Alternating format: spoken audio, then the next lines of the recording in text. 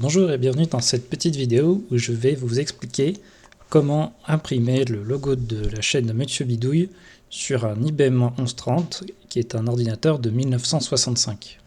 Alors cet ordinateur, il est en cours de restauration actuellement à Laconie depuis maintenant 2 ans et parmi tout le matériel dont nous disposons, nous avons retrouvé une liste de petits programmes rigolos de l'époque.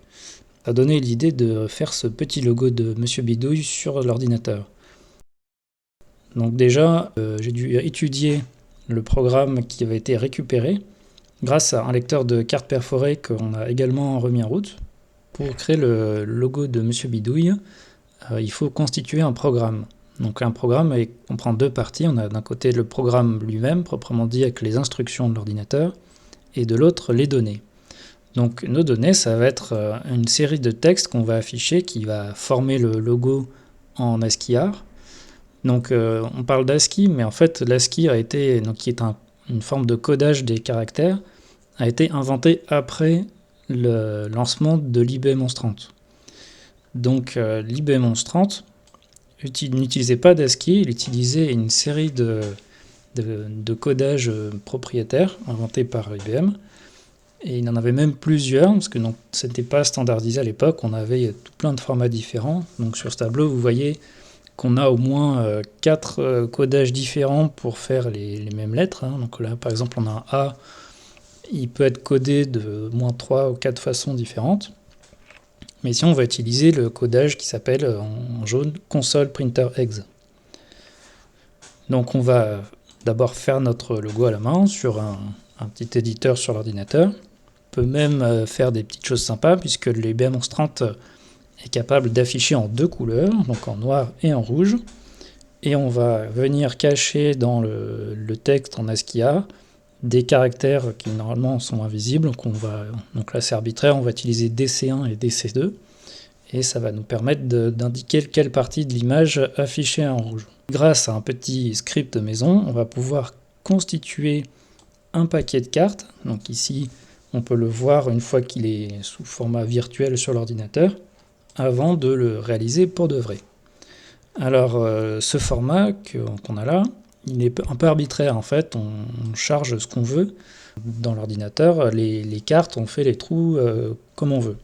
Donc là, une carte IBM a en fait 80 colonnes et 12 lignes, donc on va pouvoir mettre, ici on va choisir 80 caractères dans une carte, et donc les caractères sont codés sur 8 nombres binaires. Donc on n'a pas besoin des 12 lignes complètes, et on voit ici comment c'est chargé dans la mémoire de l'ordinateur qui lui utilise ce qu'on appelle des mots de 16 bits. Pour créer ce paquet de cartes pour de vrai, on va utiliser une machine qu'on appelle une perforatrice. Donc ici c'est une IBM 29 qu'on a également remis en marche, et elle est également modifiée pour pouvoir se connecter à un PC moderne, et on va pouvoir injecter le paquet de cartes virtuelles qu'on a vu juste avant pour en obtenir un réel.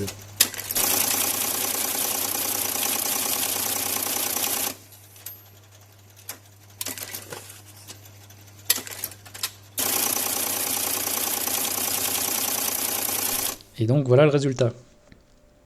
Maintenant, on va s'attaquer au problème de créer le programme lui-même qui va permettre de lire ces cartes et de les afficher à l'écran. Donc l'ordinateur, lui, comme je disais, il utilise des instructions ou des mots sur 16 bits. Donc c'est un peu différent de ce qu'on a aujourd'hui, parce que généralement on parle en unité de 8 bits, donc en octets. Mais à cette époque-là, le format de l'octet n'était pas non plus standardisé.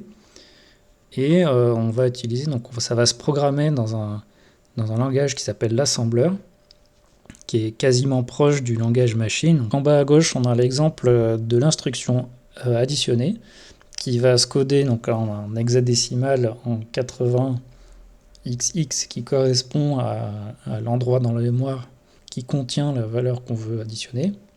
Et donc on va utiliser là ce A qui indique une addition pour représenter en assembleur une addition. Voilà le résultat du programme qui va nous permettre d'afficher le logo à l'écran. Je ne vais pas vous détailler le détail du fonctionnement de ce programme, mais il est intéressant de voir que le programme il est écrit de la même manière qu'on l'aurait fait à l'époque. C'est-à-dire que les positions des différents éléments d'une ligne ne sont pas placés au hasard, mais correspondent à l'endroit où on l'aurait mis sur une carte perforée dans les années 60. Donc on a des lignes qui font 80 caractères maximum.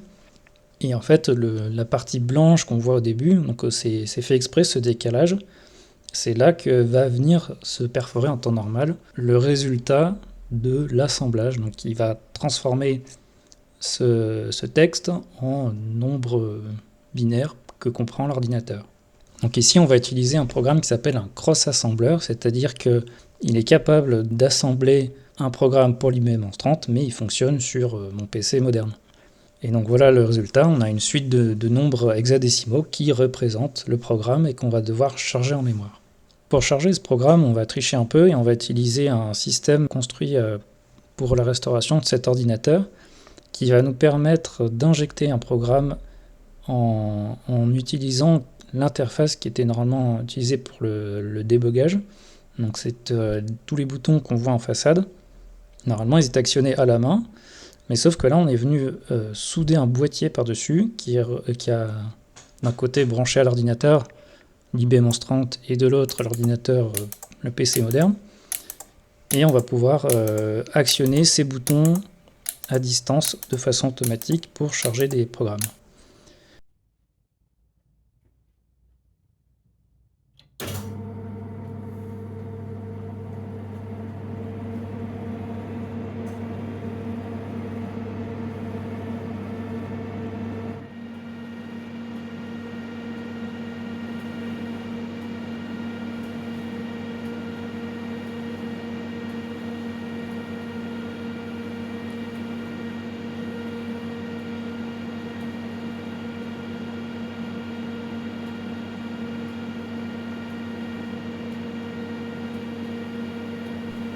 Maintenant que notre programme est chargé en mémoire, on va pouvoir placer notre paquet de cartes qui contient nos données avec le logo dans le lecteur. Et voilà, c'est parti.